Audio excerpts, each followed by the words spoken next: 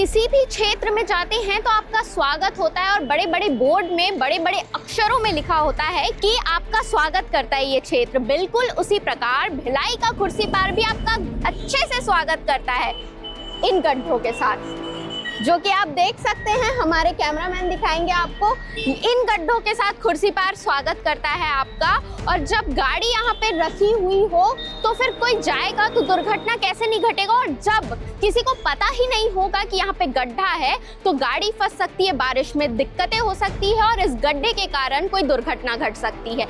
ये एक ही साइड नहीं है, अगर इस साइड देखें हम लोग अपोजिट साइड में,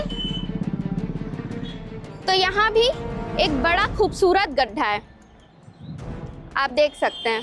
यानी खुर्सीपार की शुरुआत इन गड्ढों के साथ होती है। उसके बाद का तो चकाचक रोड बनाया गया है, लेकिन कृपया यहाँ पर ध्यान दें जो भी अधिकारी जिम्मेदार है कि इन गड्ढों को भरे और इन्हें ठीक कराए, क्योंकि अगर शुरुआत में ही दुर्घटना हो जाएगी तो इसकी जवाबदारी तो कोई नहीं लेगा।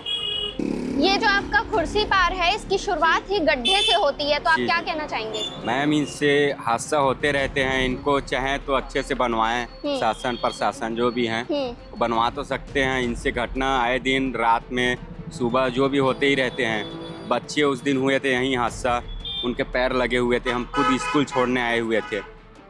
अच्छा, और जैसे लाइट वगैरह ठीक है? लाइट वगैरह भी ठीक है, लेकिन बारिश वारिश होता है तो बंद हो जाता है मैम। अच्छा जी। और जो जिसको नहीं पता होगा वो तो फंसेगा उसके गाड़ी जैसे कि आप ही आओगे रात बिकाल कभी भी आए हुए तो यहाँ से आपको गड्ढा तो पता नहीं है कि यहाँ गड्ढा है। आप देखोगे रोड अच्छे ही है तो यहाँ से अच्छे ही जाओगे, तो यहाँ आके गिर जाओगे, हादसा हो गया, पैर टूट गया, हाथ टूट गया, ये सब तो अच्छी बात है कि क्या है।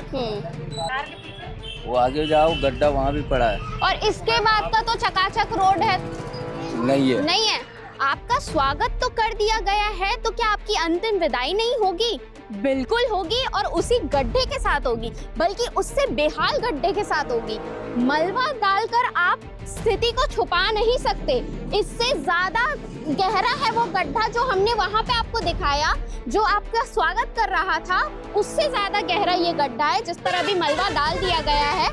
इसलिए ये कम दिख रहा है, लेकिन ये कम है बिल्कुल भी नहीं। तो जनता को आप बुद्धू नहीं बना सकते, आप उन्हें गुमराह नहीं कर सकते। उनकी आंखें हैं और वो सब देखती है, वो सब समझती है।